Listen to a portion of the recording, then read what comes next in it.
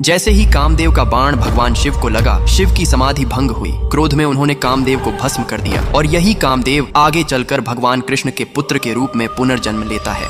एक समय तारकासुर नामक अत्यंत शक्तिशाली दैत्य देवताओं पर अत्याचार कर रहा था, जिसे वरदान था कि केवल भगवान शिव का पुत्र ही उसका वध कर सकता है। लेकिन उस समय भगवान शिव गहन तपस्या और समाधि में लीन थे, संसार से पूर्णतः विरक्त। देवताओं ने समझा कि जब तक शिव पार्वती का मिलन नहीं होगा तब तक शिव पुत्र का जन्म भी असंभव है। तब देवताओं ने कामदेव से प्रार्थना की कि वे भगवान शिव की तपस्या भंग करें। देवताओं के आग्रह पर कामदेव ने भारी जोखिम जानते हुए भी लोक कल्याण के लिए शिव की तपस्या भंग करने का निश्चय किया। वे रति और वसंत के साथ कैलाश पहुंचे और पुष्प बाण से शिव के हृदय में प्रेम जगाने का प्रयास किया। जैसे ही कामदेव का बाण भगवान शिव को लगा, शिव की समाधि भंग हो गई। शिव अत्यंत क्रोधित हो उठे और उन्होंने अपनी तीसरी आंख खोल दी। उस आंख से निकली अग्नि की ज्वाला में कामदेव उसी क्षण भस्म हो गए। इस घटना को कामदहन कहा जाता है। अपने पति के भस्म होने से रति अत्यंत दुखी हो गई। उन्होंने भगवान शिव से करुणा भरी प्रार्थना की। रति की सच्ची भक्ति से प्रसन्न होकर शिव ने वरदान दिया कि कामदेव शरीरहीन रूप में जीवित रहेंगे। इसी कारण उन्हें अनंग कहा गया, अर्थात बिना शरीर वाला। इसके बाद शिव और पार्वती के मिलन से पुत्र कार्तिकेय का जन्म हुआ, जिन्होंने आगे चलकर तारकासुर का वध किया। उसी समय भागवत पुराण जैसे ग्रंथों में कहा जाता है कि पार्वती ने यह भी बताया कि कामदेव अगले जन्म में भगवान कृष्ण और रुक्मिणी के पुत्र प्रद्युम्न के रूप में जन्म लेंगे और रति को फिर से उनके साथ मिलन होगा।